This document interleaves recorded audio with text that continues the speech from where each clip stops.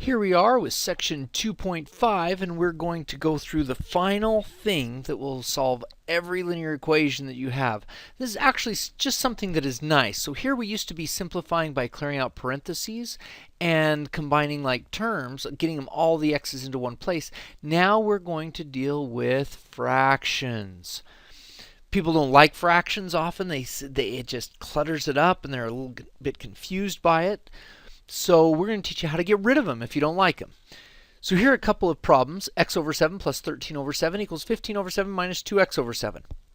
And the question is, what do you not like about this? What's not to like? And people say, oh, the fractions, they look horrible, they look terrible, but it's not so bad. I'm going to read it a different way. X divided by 7 plus 13 divided by 7 equals 15 divided by 7 minus 2x divided by 7. Now you'll notice that I said divided by 7 a lot as I read that. You have ultimate power in a linear equation. You don't like those divided by 7s? Get rid of them. And this is how you do it. The opposite of divide by 7 is times by 7. So if we times by 7 on this side of the equation, times by 7 on this side of the equation, it has to distribute in there to here and to there. So we actually have times by 7 to both of them. Now, 7 times x divided by 7. Timesing by 7 and dividing by 7 are exactly inverses of each other. They're opposites. So we get left with x. 7, 7, these will cancel. Now, if you'd like to do it the long way, you could do 7 over 1 times 13 over 7. Just to make sure you're feeling comfortable with that, that's 91 divided by 7. And go ahead and punch that in your calculator, and you get 13. Which means you just undid the timesing by 7 with the dividing by 7. It's kind of nice. When you times by 7 here and times by 7 there, it's gone. It's gone. Shoo, shoo, shoo. It's just all gone. 15 minus 2x. You're like, hey, whoa, that was wonderful.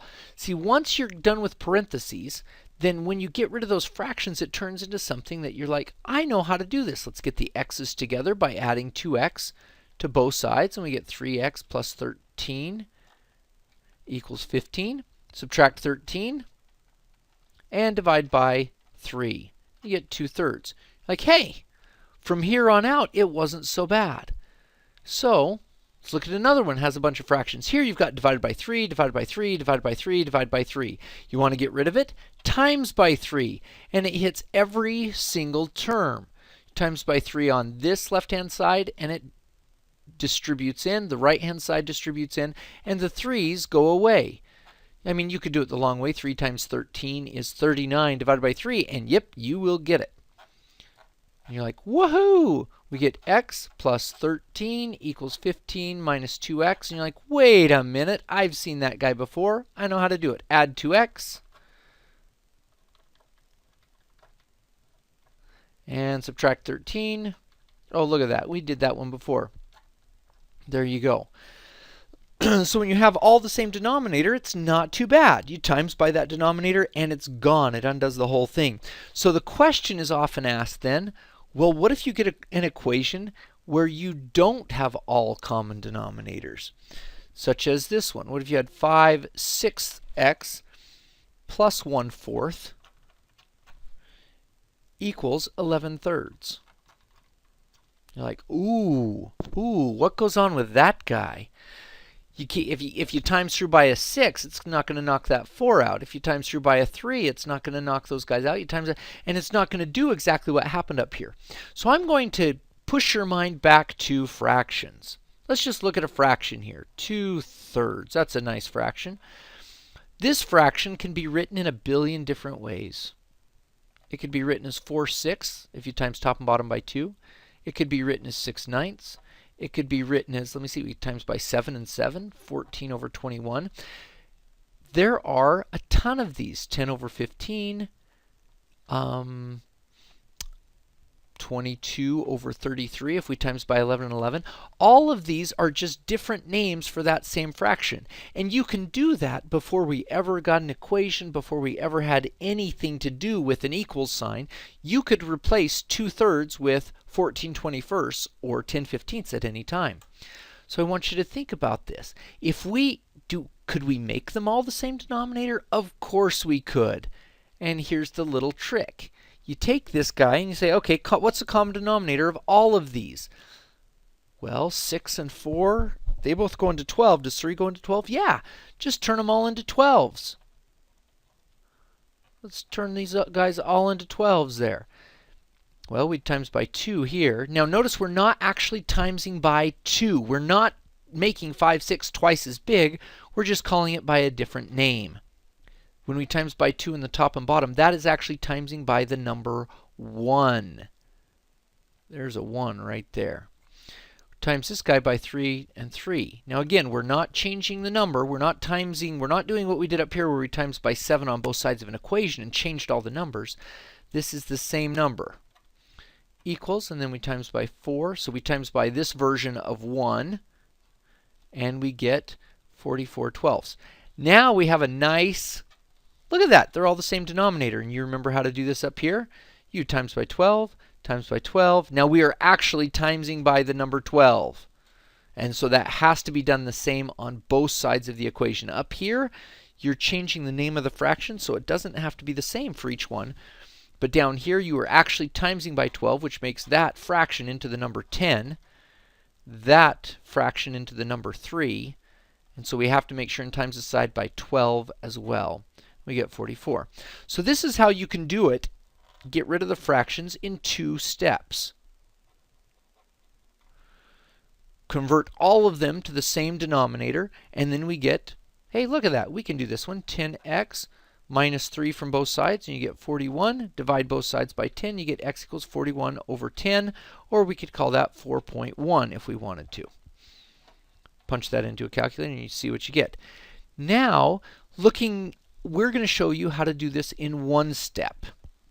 So I'm going to write up the equation again. Okay, here's that equation again. Now, I'm going to show you how to do it in 1 step. You'll notice this red that we did over here, this orangish color here, we were able to change them to the like denominators, but the thing that actually got rid of the fractions was timesing through by this 12.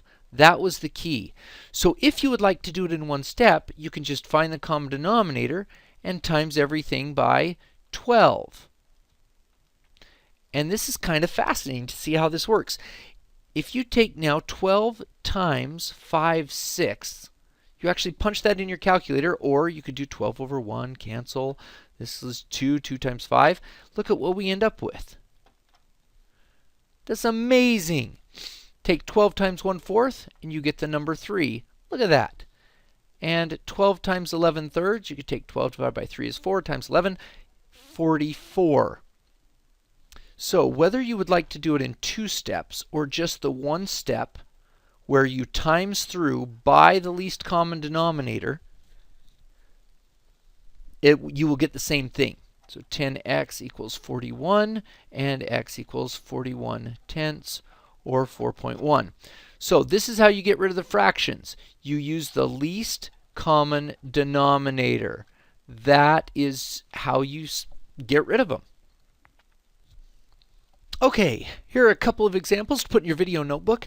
Go ahead and take a minute or two and try these problems. Press pause and then resume when you are ready to see the solutions.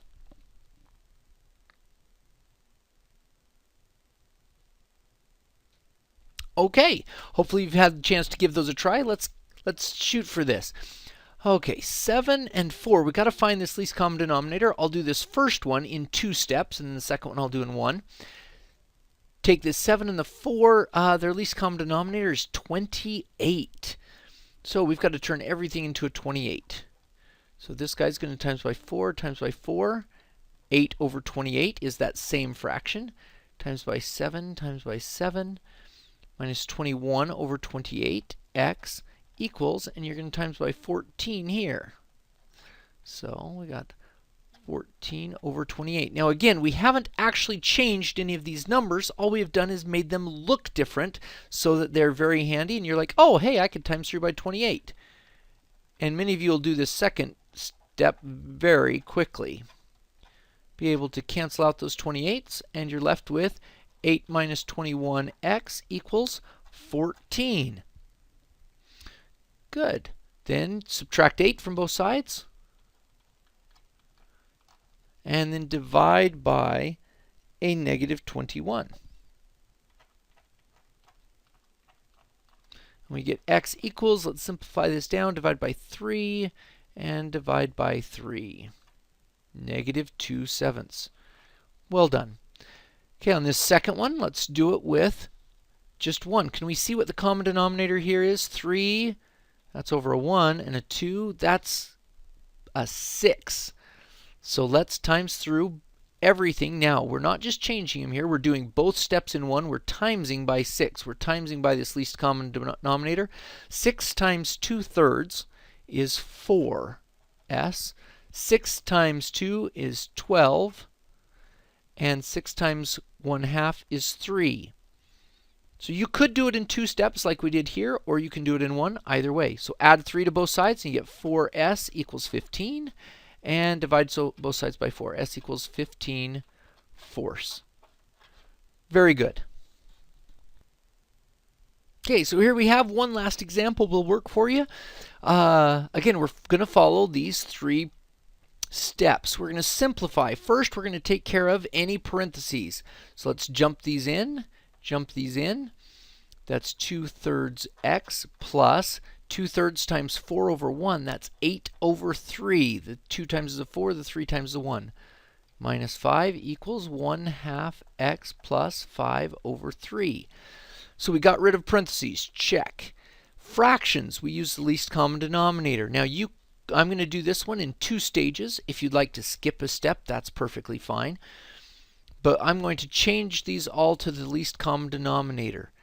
And let me see, I have a 3 and a 2, so my least common denominator is going to be 6. So we have to change them all to a 6. So I'm going to times by 2 and times by 2, times by 2, times by 2.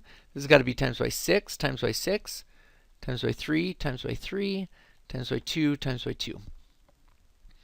And we end up with 4 over 6x plus 16 over 6 minus 30 over 6 equals 3 over 6x plus 10 over 6. Now, you know what's going to happen next. If we times everything by 6, we slash and burn all those denominators. 6, 6, 6, 6, gone, gone, kaboom. And we are left with 4x plus 16 minus 30 equals 3x plus 10. Now again, if you had taken this step right here and gone like that and timesed everything by 6 right then, 6 times 2/3 would give you 4, 6 times 8/3 would give you 16, 6 times 5 is 30, 6 times 1/2 is 3, 6 times 5/3 is 10. Then you don't need to turn them all each individually into a fraction. You can just times by 6 and it will work. So let's finish it up. This is 4x minus 14 equals 3x plus 10. We got rid of the fractions, check. Now we're into combining all the x's together. So let's subtract 3x here, subtract 3x there. We get x minus 14 equals 10. And add 14 and we get x equals 24. There you go. Good luck on the assignment.